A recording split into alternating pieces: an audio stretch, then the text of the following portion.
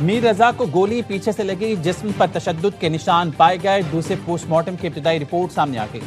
میر رضا کی پسلیاں ٹوٹی ہوئی تھیں۔ پولیس سرجن کے 14 سوالوں کے جواب بھی مل گئے۔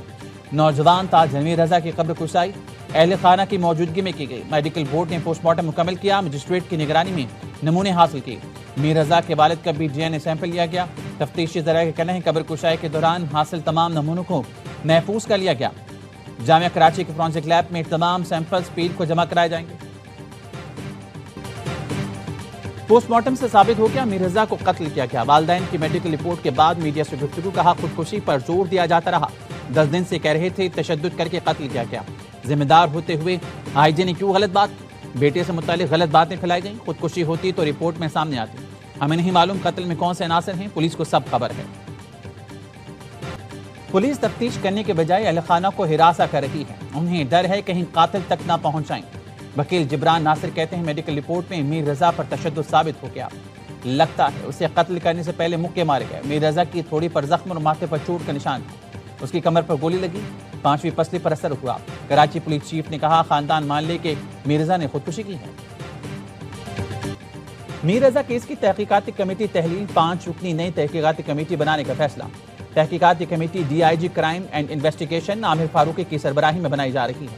پولیس حکام کے مطابق تحقیقاتی کمیٹی میں S S P C T D Irfan Bahadur بھی شامل ہوں گے۔ ایس پی کرنگی اور ایس پی سینٹرل انویسٹیگیشنز میں بھی شامل ہوں گے۔ اسپیشل انویسٹیگیشن یونٹ کے سینئر افسر غضنفر بھی کمیٹی کا حصہ ہوں گے۔ کچھ دیر میں تحقیقاتی کمیٹی کا باقاعدہ نوٹیفیکیشن جاری کر دیا جائے گا۔ میر رضا علی کی پراسرار موت سے کیا کوئی مالی لین دین کا مسئلہ بھی جڑا ہوا ہے؟ کئی سوالات اٹھ گئے۔ خود میر رضا اور والد کی آڈیو کئی سوال اٹھا رہی ہے۔ والد نے نور نامی شخص کو مخاطب کر کے رقم کے بندوبست کا بھی ذکر کیا ہے۔ میر رضا کی سامنے آنے والی آڈیو میں کسی بھاری رقم کا تذکرہ ہے۔ کیا میر رضا اور متعلقہ افراد کے درمیان کوئی مالی لین دین تھا؟ یہ رقم کس مقصد کے لیے دی یا لی گئی تھی؟ کیا لین دین ایشو پر فریقین میں کوئی اختلاف ہوا تھا؟ کیا میر رضا نے کسی شخص سے اپنی رقم واپس مانگی تھی؟ واقعے سے پہلے کیا لین دین پر کوئی جھگڑا یا تلخی ہوئی تھی؟ کیا پولیس کو اس مالی تنازع سے متعلق کوئی دستاویزی یا ڈیجیٹل ثبوت ملا ہے؟ کیا میر رضا کے موبائل یا دیگر ریکارڈ سے کسی مالی تنازع کی نشاندہی ہوئی ہے؟ الٹی گنتی والے خود بھی سیدھے ہوں گے، ان کی گنتی بھی سیدھی ہو جائے گی۔ 2 روز بعد باغ سے مزید شیر کامیاب ہو کر اسمبلی پہنچیں گے۔ مسلم لیگ نون 2/3 اکثریت سے آزاد کشمیر میں حکومت بنائے گی۔ مشیر وزیراعظم رانا ثناء اللہ کا باغ آزاد کشمیر میں جلسے سے خطاب، کہا ایکشن کمیٹی والے 99% لوگ محب وطن ہیں، ان کے ساتھ بیٹھیں گے۔ 1% لوگ کشمیر کے عوام کو تقسیم کرنا چاہتے ہیں۔ وفاقی وزیر امیر مقام نے کہا محض الزامات سے کچھ حاصل نہیں ہوتا، پیپلز پارٹی کو عوامی فیصلے کا جائزہ لینا چاہیے۔ مسلم لیگ نون کسی کا حق نہیں چھینتی، اپنے حق پر بھی ڈاکہ نہیں ڈالنے دے گی۔ الٹی گنتی پیپلز پارٹی نے شروع نہیں کی، اس کا آغاز حکومت کے اندر سے ہوا ہے۔ پیپلز پارٹی کے رہنما نیر بخاری کہتے ہیں وزیراعظم کی مشاورت کے بغیر وزیر داخلہ اور وزیر دفاع نے نئے صوبوں سے متعلق بیان دیا۔ نئے صوبوں پر کام آئین میں درج طریقہ کار کے مطابق ہو تو کسی کو اعتراض نہیں ہوگا۔ وفاقی حکومت کے مشترکہ دوستوں کے ذریعے پیپلز پارٹی سے رابطے، ذرائع کا کہنا ہے حکومت نے پیپلز پارٹی کو تعلقات کی نئی شروعات کے پیغامات بھیجے، ورکنگ ریلیشن بحالی کی خواہش ظاہر کی۔ ذرائع کا کہنا ہے پیپلز پارٹی نے حکومت سے تعلقات کی فوری بحالی سے معذرت کر لی۔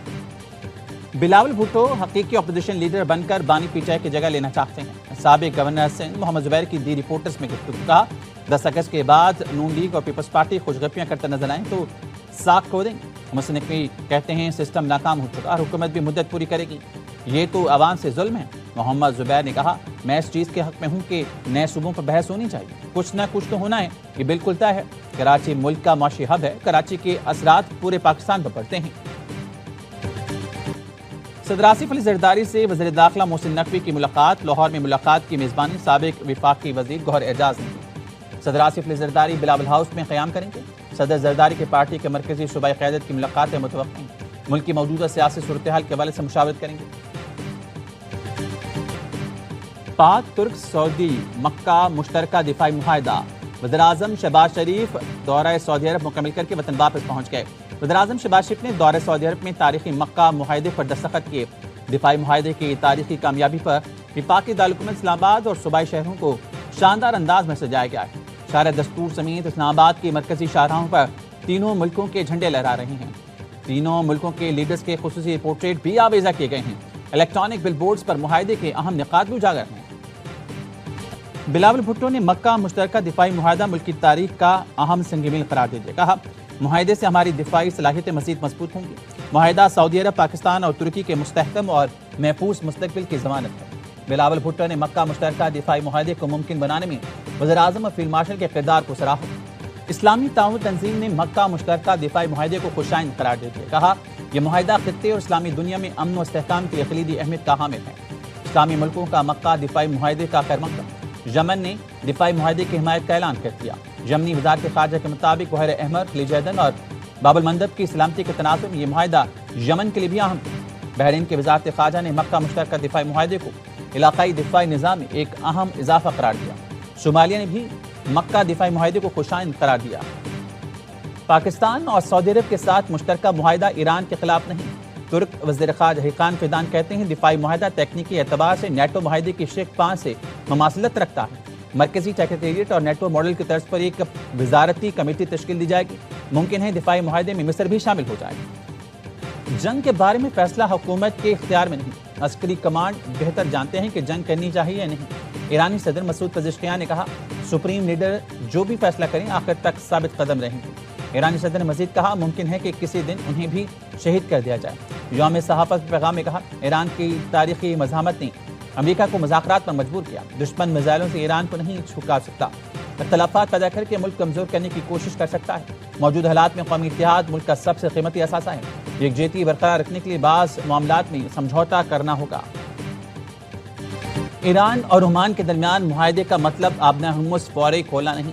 وزیر خارجہ عباس عراقچی نے کہا عمان سے آبنہ ہرمز سے متعلق مذاکرات حتمی مراحل میں ہیں۔ مسلح افواج کے نقشے کی بنیاد پر عارضی بحری راستہ طے کرنے پر کام جاری ہے۔ آبنہ ہرمز کو دوبارہ کھولنے کا فیصلہ دیگر شرائط اور امریکہ کی جانب سے معاہدے کی خلاف ورزی کے ازالے سے مشروط ہے۔ عمان نے مذاکرات کو مثبت قرار دے دیا۔ کہا مذاکرات میں تمام فریقین کے مفادات کو مد نظر رکھا جا رہا ہے۔ مذاکراتی عمل متاثر کرنے والی کارروائیوں سے گریز کی اپیل کرتی ہے۔ ایران نے آبنہ ہرمز سے زیادہ تیل کی ترسیل کی اجازت دینے کا عندیہ دے دیا۔ امریکی نائب صدر جے ڈی وینس کا کہنا ہے کہ امید ہے خلیج سے تیل اور گیس کی ترسیل اسی سطح پر بحال ہوگی جو تنازع شروع ہونے سے پہلے تھی۔ جے ڈی وینس نے مزید کہا کہ ایرانی نظام میں بعض حلقوں کی جانب سے آبنہ ہرمز سے گزرنے والے جہازوں سے فیس لینے کی باتیں سامنے آئی ہیں۔ ایرانی حکام نے واضح کیا ہے کہ آبنہ ہرمز سے گزرنے والے جہازوں پر فیس عائد کرنے کا کوئی منصوبہ نہیں۔ اب دیکھنا ہوگا کہ آبنہ ہرمز کے معاملے پر ایرانی حکام عملی طور پر کیا اقدامات کرتے ہیں۔ گڈز ٹرانسپورٹرز نے پیر سے مکمل پہیہ جام ہڑتال کا اعلان کر دیا۔ وزیر پیٹرولیم مریم اورنگزیب اور پنجاب کے وزیر ٹرانسپورٹ سے استعفے کا مطالبہ۔ ٹرانسپورٹرز نے گاڑیاں کھڑی کرنا شروع کر دی۔ پاکستان منی مزدا ایسوسی ایشن کا بھی مہنگے پیٹرول اور ٹول ٹیکس میں اضافے کے خلاف ہڑتال میں شامل ہونے کا اعلان۔ صدر آل پاکستان گڈز ٹرانسپورٹ اتحاد ملک شہزاد افغان نے کہا وفاقی حکومت سے ہمارے مذاکرات ناکام ہو گئے ہیں۔ آج ملک سے آنے والی مال بردار گاڑیاں صرف کارخانوں اور بندرگاہوں پر ان لوڈنگ کریں گی۔ پاکستان منی مزدا ایسوسی ایشن کے رہنماؤں نے بتایا ہڑتال آج سے ہی شروع ہے، مزدا کھڑی کر دی۔ جماعت اسلامی نے آج ہونے والے دھرنے ملتوی کر دیے۔ احتجاجی دھرنے 9 کے بجائے 16 اگست کو ہوں گے۔ حافظ نعیم نے کہا 16 اگست کو لاہور میں وزیراعلیٰ ہاؤس کے باہر لاکھوں کارکنوں کے ساتھ دھرنا دیں گے۔ کے پی سندھ اور بلوچستان میں گورنر ہاؤسز پر دھرنے دیں گے۔ پورا پاکستان پیٹرولیم لیوی اور مہنگے پیٹرول کے خلاف ایک آواز ہے۔ عوام کا مطالبہ ہے پیٹرول کی قیمت 225 روپے فی لیٹر کی جائے۔ لاشوں کی بے حرمتی کرنے والے زہریلے لوگ ہیں، وارثوں کو اغوا کر کے ننگا اور تشدد کیا جاتا ہے۔ وزیر دفاع خواجہ آصف کا ٹویٹ، کہا میں نے صرف جغرافیائی متعلق کشمیریت پر سوال اٹھایا تھا جو کمیٹی والوں کو ناگوار گزرا۔ سیاسی مسائل پر جب متشدد ہتھ کنڈے اور زبان استعمال کی جائے تو ریاست طاقت کے استعمال میں حق بجانب ہوتی ہے۔ پاکستان اور کشمیر میں شہیدوں کے مقدس خون کا رشتہ ہے اور اس مقدس رشتے پر حملے کا ہر قیمت پر دفاع کیا جائے گا۔ اختلاف اور سیاسی ڈائلاگ مستند رویہ ہے، اس کے علاوہ جو راستہ اختیار ہوگا اس کے نتائج ہوں گے۔